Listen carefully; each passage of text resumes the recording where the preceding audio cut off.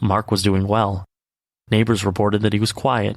He made a good living as a licensed insurance agent. Mark had no criminal record to speak of. He had a mere 2003 speeding ticket in Oregon. Mark only lived in the apartment where he was at the time of the shooting for only a few months. Before that, he lived in a home across the street with his then-girlfriend Elizabeth. His landlord reported that Mark was a really nice guy and expressed utter shock that he even owned a weapon. In fact, the landlord said he never saw any alcohol or signs of substance abuse inside the apartment.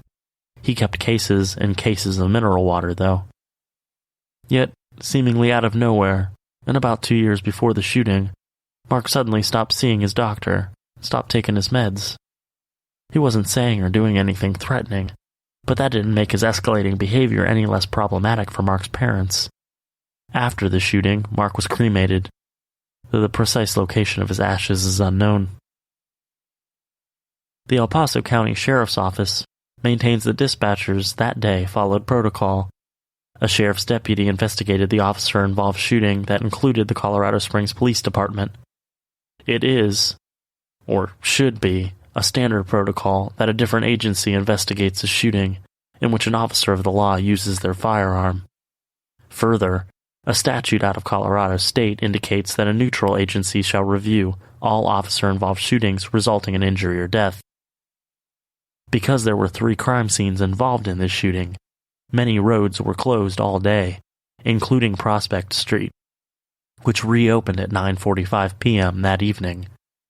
Residents that lived on Prospect were required to have a police escort to and from their homes during that time frame.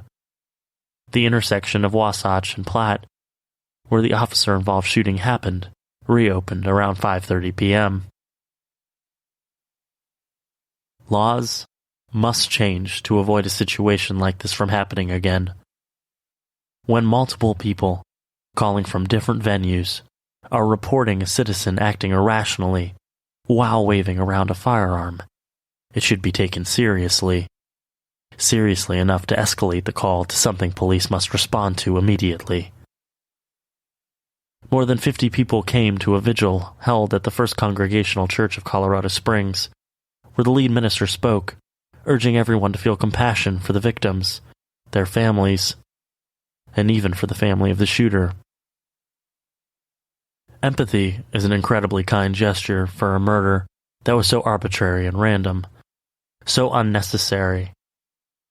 Indeed, all active shooter events can be described as just that. However, this particular story shows how vital the see something, say something motto is.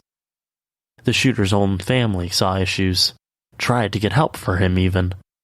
But sometimes, it's the peripheral people that can make the most impact. Coworkers, classmates, acquaintances, and even your neighbor could be someone you see all the time, but don't know what they are going through. Coworkers, classmates, acquaintances, and even your neighbor could be someone you see all the time, but don't know they are going through a hard time and could use a friend. Be that friend. Be kind. Be compassionate. You never know just how many lives you could be saving.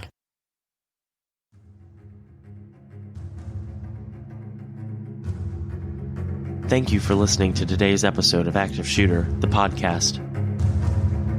Remember, if you see something, say something. There's no telling how many lives you may be saving. A huge thank you to Darren Curtis, who composed some of the music used in this episode.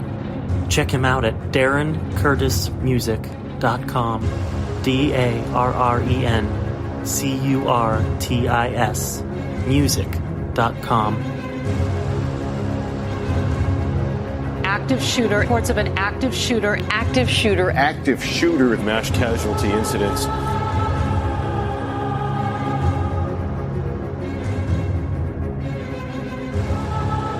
Make sure to check us out on social media. We have a discussion group on Facebook. Just search for Active Shooter, the podcast discussion group.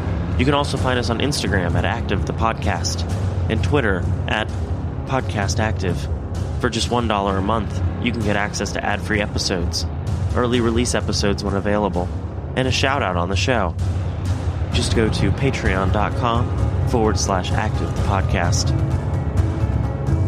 Thank you, and be safe.